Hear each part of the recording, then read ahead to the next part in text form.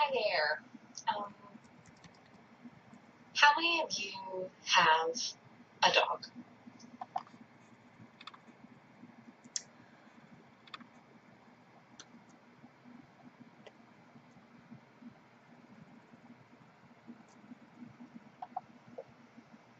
Okay. Um, most of us either have had or do have pets of some kind, especially dogs.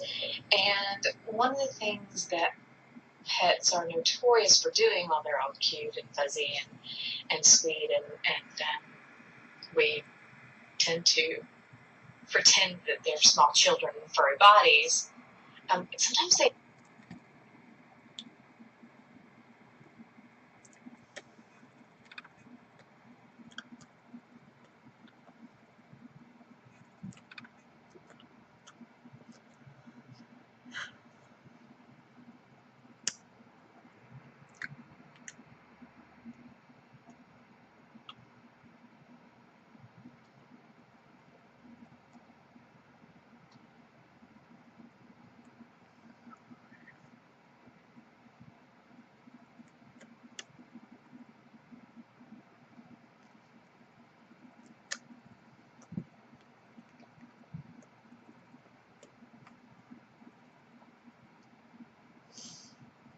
do things that are either really gross or really remind you that they're animals, and that can really throw you for a loop when they do something very primal, and it's like, oh my god, they're not my small furry child who walks on four legs. That's an animal.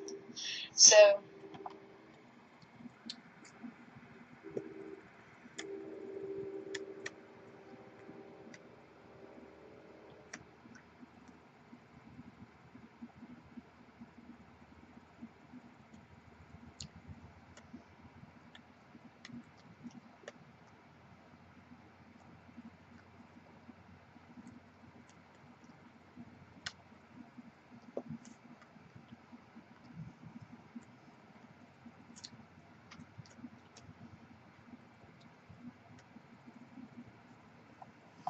I'd like to tell you about an experience that I had that was very similar to that.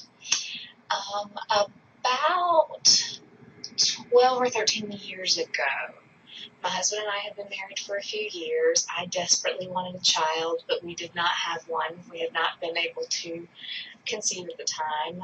So my mommy instincts were going pretty hard. We adopted a Dalmatian who had been abandoned, believe it or not. She was not deaf. She was, with the possible exception of being a little bit overweight, very breed standard. I mean, she was the ideal in terms of her spots, and she wasn't a mix. She was a purebred Dalmatian.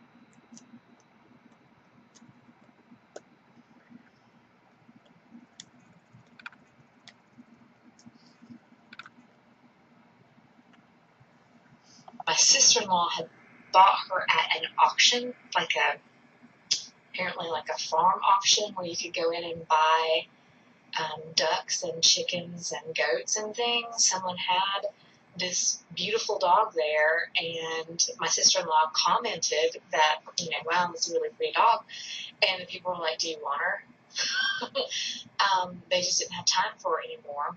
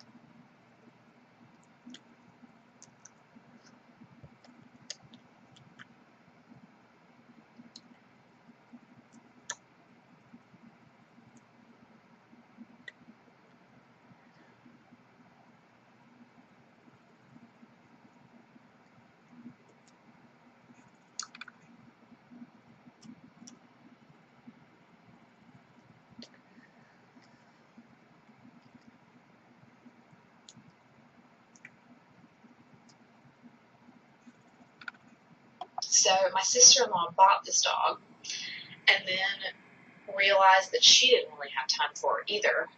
And my husband and I met her. I fell in love with her. She was a 45-pound lap dog.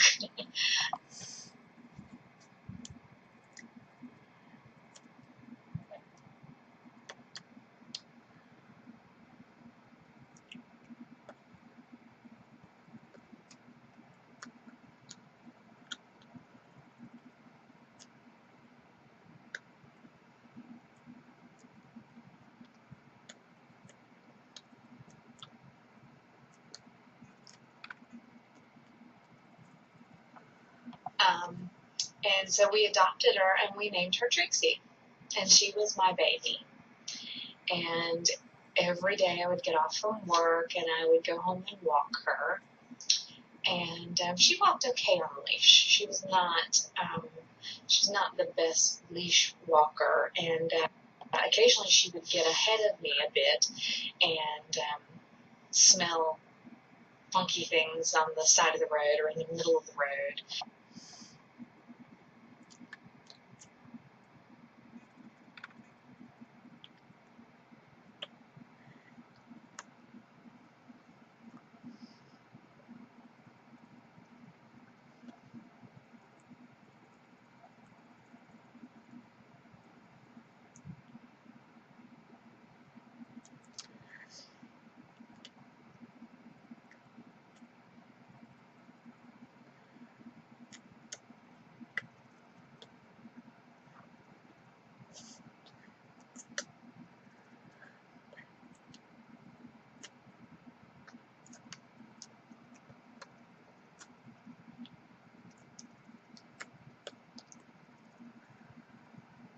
Invariably there'd be like a squished frog and she'd want to, rub her face on it, which is, again, one of those things that's kind of like, gross, you're supposed to be my fuzzy child, you can't do that because it's dirty.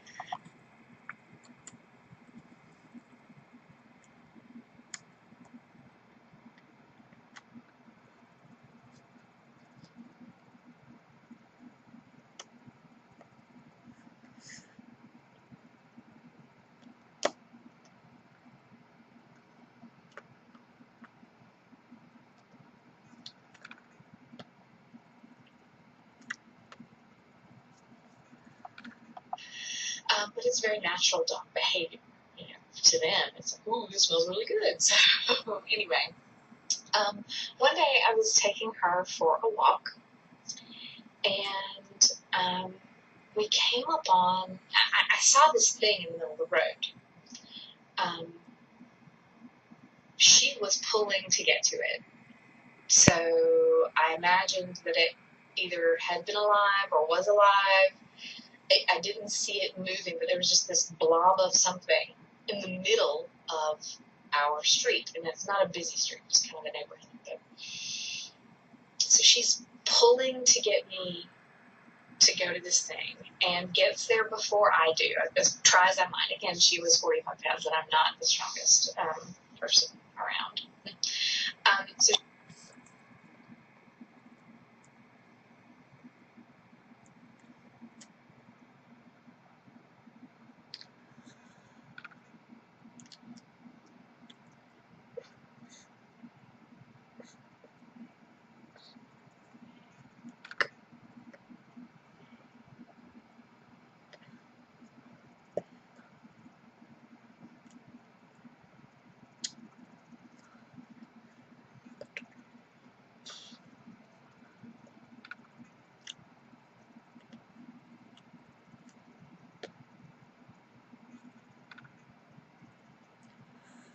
she got there before me, and I realized it was a baby bird, and it looked like a ball of fur, a little ball of gray fur with an orange beak sticking out of the middle of it. I mean, it was almost spherical. And it like plopped in the middle of the road, probably a baby mockingbird. Just this little gray ball of fur, not fur, feathers, excuse me.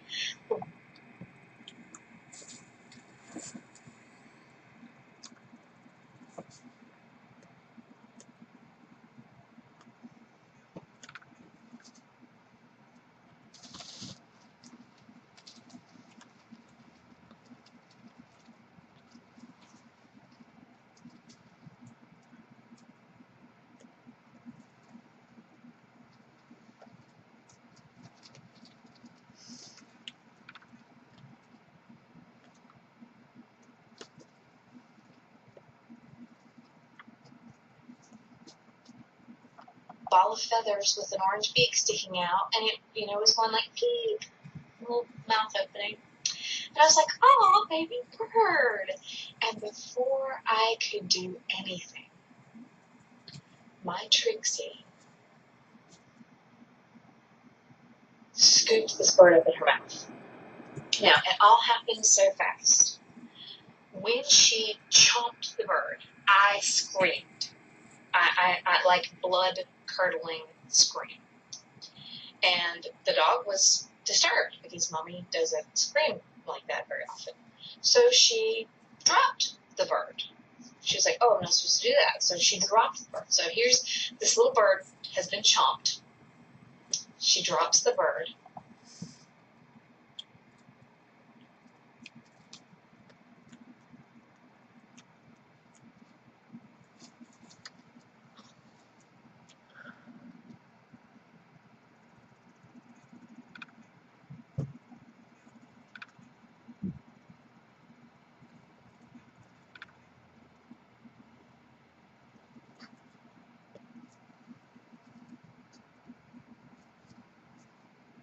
And it flops back on the pavement.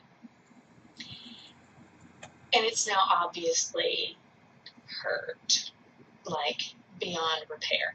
Like its head was sort of contorted, and there was no way this little bird was going to make it. My husband had heard me screaming. I'm sitting in the middle of the road with the dog, screaming, and he was, I guess I was about 3 houses down. He heard me scream and come running to see what was going on. So he gets over there, and I'm like, look, I'm crying, very, very distraught. I know that this little bird's life needs to be ended quickly because it's in pain. But I couldn't do it. And he refused to do it. He's, I think, more soft-hearted than I am in a lot of ways. And he was like, I can't, I'm not going to shoot it. What, So it occurred to me that the easiest and simplest solution to the problem would be to just let the dog finish what she had done.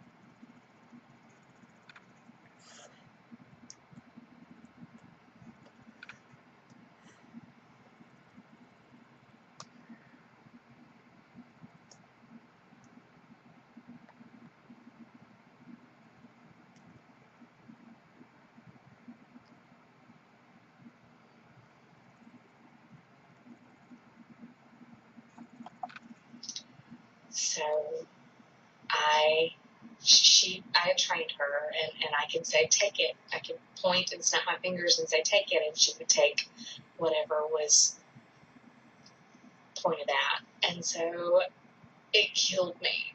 But I pointed at this little bird, and I said, take it.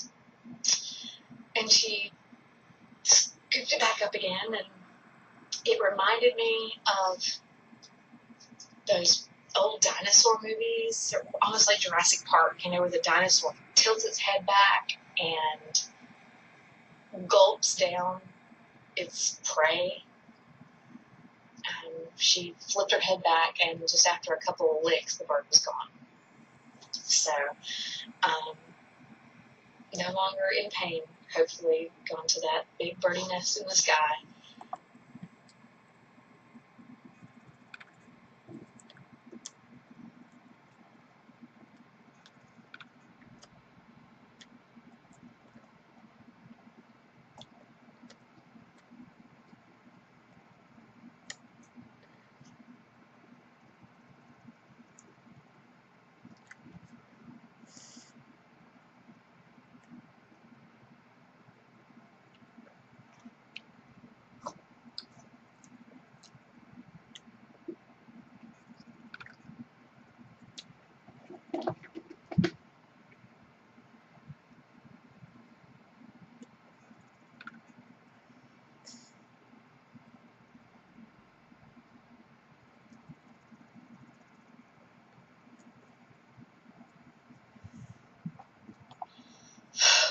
But that was just one of the most traumatic things that I mean, it's just indelibly etched in my memory. And I think the biggest issue is that here it was, my little fur baby, my little daughter who happened to walk on 4 legs. I mean, we put clothes on this dog. I mean, she was so spoiled. But she just turned into this monster. I mean, really, it was like I saw a T-Rex. She became this just very primal thing, and it was quite shocking and traumatic. And if I never see a dog eat a bird again, it will be too soon.